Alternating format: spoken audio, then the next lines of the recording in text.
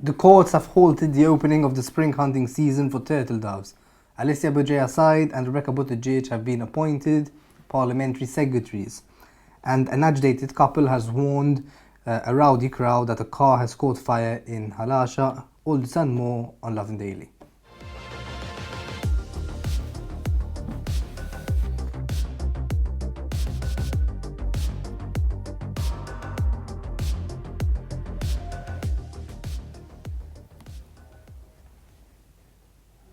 Good evening and welcome to Lovin Daily. I'm Diacono, joined by Grech Urpani, and we have a range of stories to discuss today, starting off with the latest updates on the spring hunting season.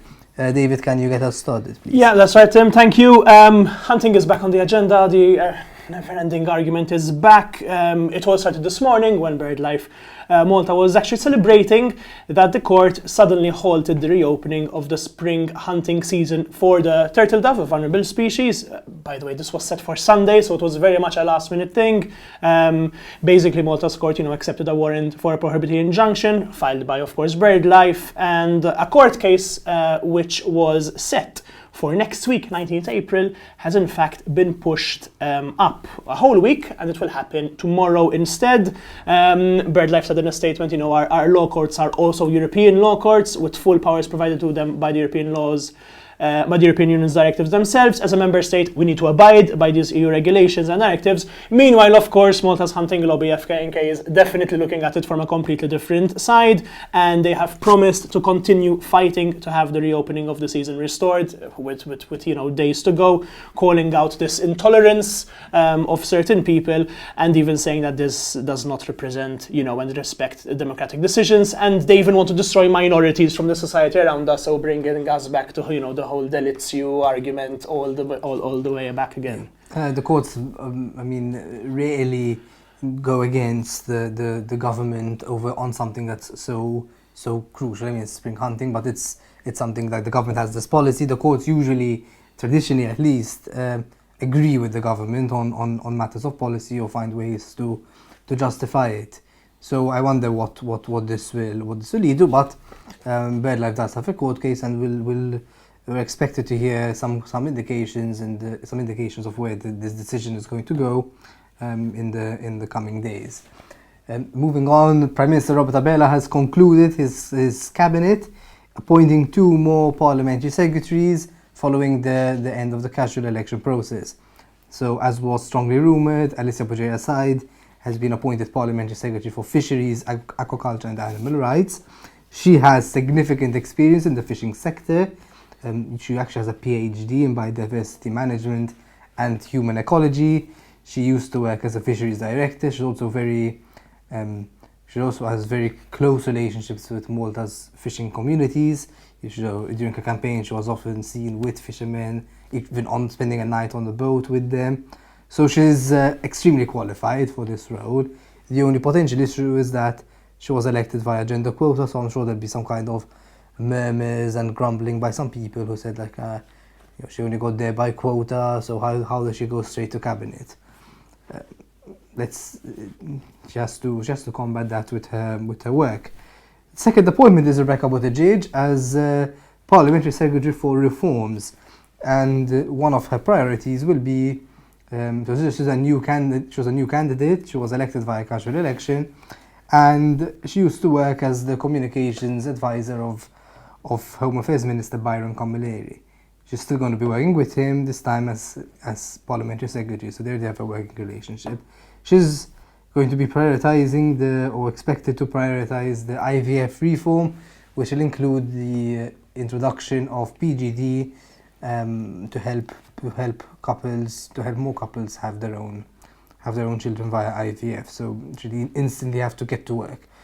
2 interesting appointments, I feel, and I'm cautiously optimistic about them. Yeah, and of course, one needs to bear in mind that it is 2 more victories for Malta's young female politicians in what has been a week that has definitely seen Malta's female politicians, particularly some of the youngest that we've ever had, dominate the headlines. Of course, as you said, the arguments on gender quota and their merits are going to be endless, and I'm sure we're not going to be hearing the end of of it, but let's wait and see. As you said, definitely let's take a cautious, optimistic take on this.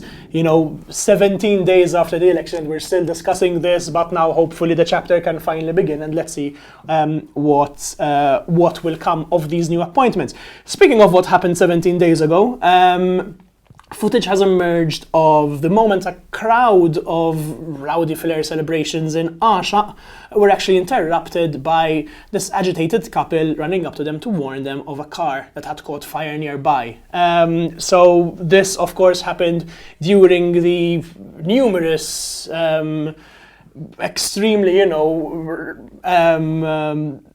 celebratory videos that we had been receiving all around the island just over 2 weeks ago. News are still coming out of some of the accidents and injuries which emerged. Of course, people had been waiting for some sort of celebration in between the long time since the election and those 2 years of COVID that we suffered. We had a flare in Zaytun, caught fire inside a car, and it led to a young woman being at risk of dying and a 5-year-old being hospitalized. We had another flare that led to a total loss of a woman's Mercedes in Asha. This could be the case, but we're not exactly sure whether the footage that has emerged recently is the same case. We have shared it on both Lovin Malta's Instagram and TikTok accounts, so you can definitely watch it there. The couple that shows up running up to the people as they're letting off flares do seem very agitated. The car cannot be seen in the video, unfortunately, but speaking to Lovin Malta, a police spokesperson has said that the force is aware of this video and that separate investigations into the damaged vehicles was underway. As usual, trust Maltese people to take it just a little bit too far sometimes. Yeah, the police should definitely take it seriously, as in there should be no justification for destroying other people's properties in the name of fun and in the name of celebration. And it's not just this person lost the car, which is I think it is quite a big deal. So yeah, the police should definitely be taking this seriously. Moving on, former Prime Minister Joseph Muscat has defended the controversial gender quota mechanism. As we discussed, it was launched for the first time this week, applied for the first time.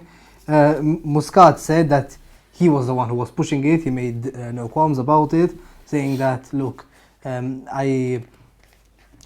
been an activist for decades. As soon as I started out, these discussions were already being had.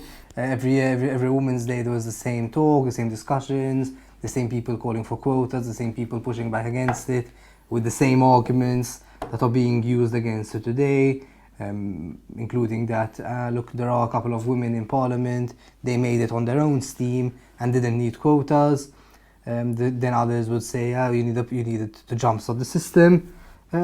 And he said, look, progress doesn't come by itself. You need somebody to push the button, to get things moving, and to implement it.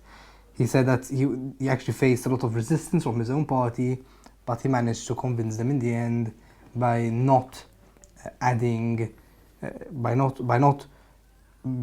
making sure that these women are added to the number of MPs, not replacing the candidates who were elected. So they're like bonus MPs. Even though Malta's parliament is already extremely large, and we should talk about decreasing its size and not adding more, but that's another discussion. And in fact, Muscat is going a step further, saying that now we should go beyond gender quotas and think of more similar moves, including alternating the role of President of the Republic between a man and a woman for every 5 years as a signal in favour of gender equality. I'm quite skeptical of this proposal.